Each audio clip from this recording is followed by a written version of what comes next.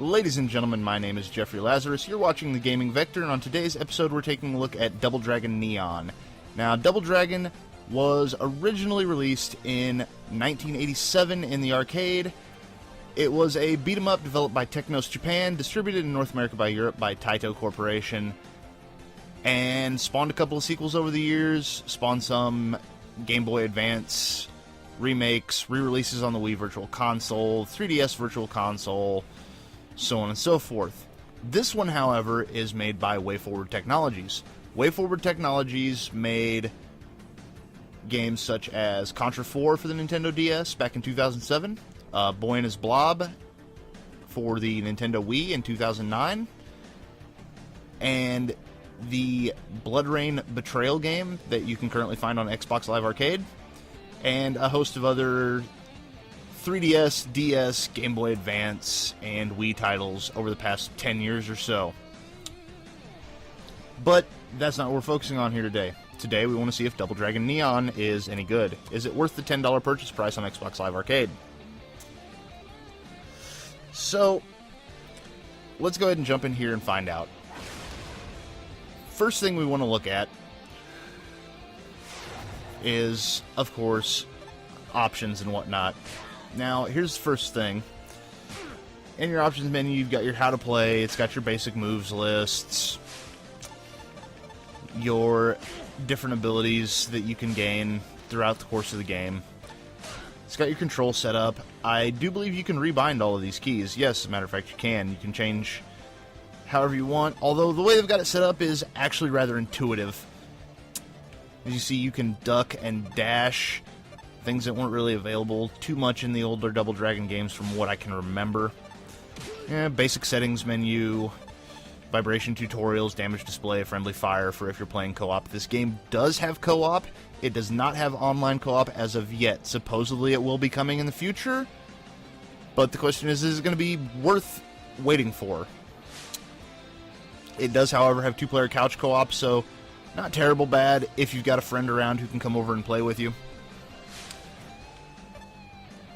Now, I don't normally look at the achievements, but this right here kind of bothers me. It has a press start the game achievement that is worth 1 gamer score. And the defeat the final boss achievement is worth 19 gamer score. So it's start the game and then, quote-unquote, finish what you started. Not a big deal, but just kind of a burn my side. It annoys me. It does have leaderboards. It's just how fast people have finished the game. Nothing too exceptional. It has them for all difficulties. So let's go ahead and play. Now, as you can see, I can actually continue game. Since this game does have somewhat of an upgrade system, you can continue through with your persistent character. It also has a stage select. Now, as you can see here, normal difficulty is the only one unlocked from the beginning. That's another thing that kind of bothers me, but I think it's a matter of they want you to get the upgrades so that you can go through on the harder difficulties. It would have been nice to see the ability to go straight to the hardest one right at the beginning. Now, this right here I kind of like. Got the old NES sprite of Billy from the original Double Dragon. As you can see, I've gone through the first 3 levels or so. And yes, you do actually go into space. But we're just going to jump into the first level so we can show you some basics of the game here. Now, right off the bat, you've probably already noticed the art style.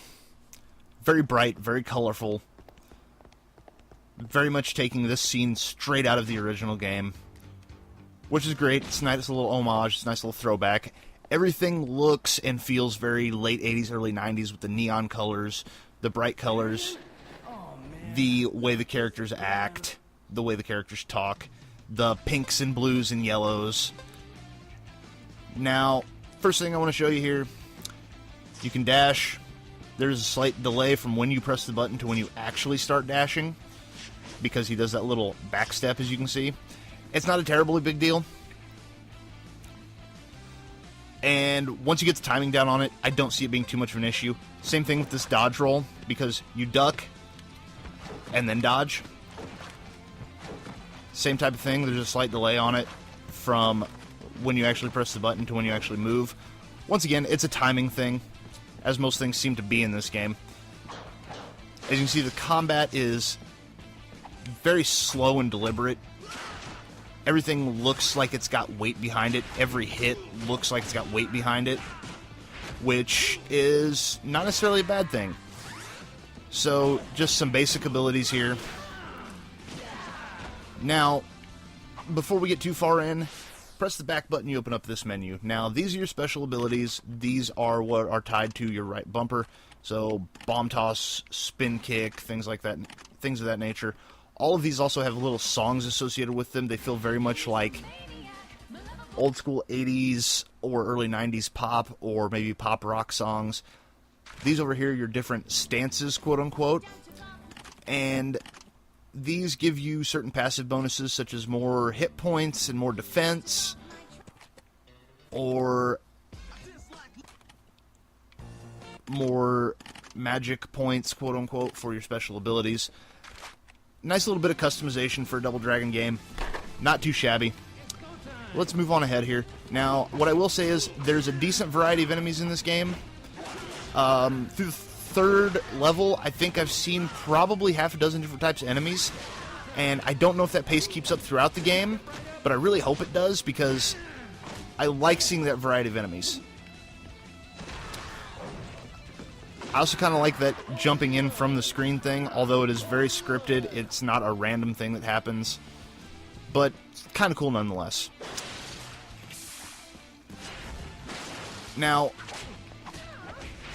there's really not a whole lot to talk about with this game. It's an old school beat 'em up. It's what you would expect a Double Dragon game to be if you've ever played Double Dragon, or Streets of Rage for that matter. It's very similar to old school Streets of Rage games as well. I actually think it may have more in common with Streets of Rage than it does with the original Double Dragon. Aside from the characters, of course. The actual characters within the game are from the original game. But, right there you can see I collected a song, a mixtape, which is how you upgrade your abilities. So not too shabby, a nice little bit of upgrading there going on, so you can kind of set your character the way you want him to be. As you can see, combat's not too terribly in-depth, at least not at this point. But, like I say, I have seen about half a dozen different types of enemies, and assuming they keep that variety up, it could get to be pretty in-depth. Right there you can see that spin kick. It's ridiculously good. It's the best special attack I've seen so far. So, like I say, the art style, pretty good. I like the animation. The gameplay is okay, but it feels dated. And it feels dated because of games like Castle Crashers. Castle Crashers is such a good beat-em-up from this generation that there's not a lot that can really hold a candle to it. And while this is supposed to be an homage to an old school game and feels very old school, that also means that it feels a little bit dated. So, final thoughts here before we jump out of this, because once again, it's a Double Dragon game. There's not a whole lot to talk about. It's walk to the right, beat things up.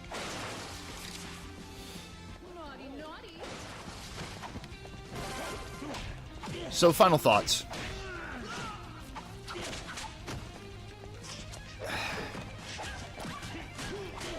It's a competent game.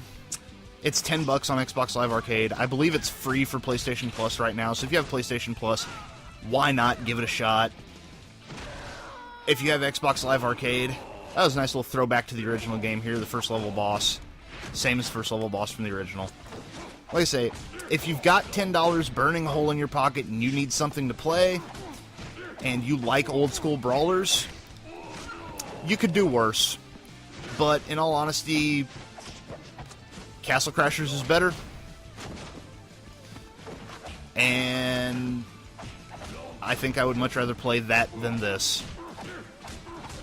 So, it's really up to you guys. But in my personal opinion, I don't think this is really worth the $10 that they're asking for it. And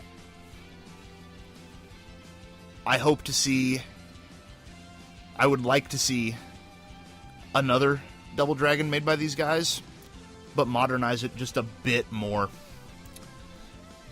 Give me a bit more customization.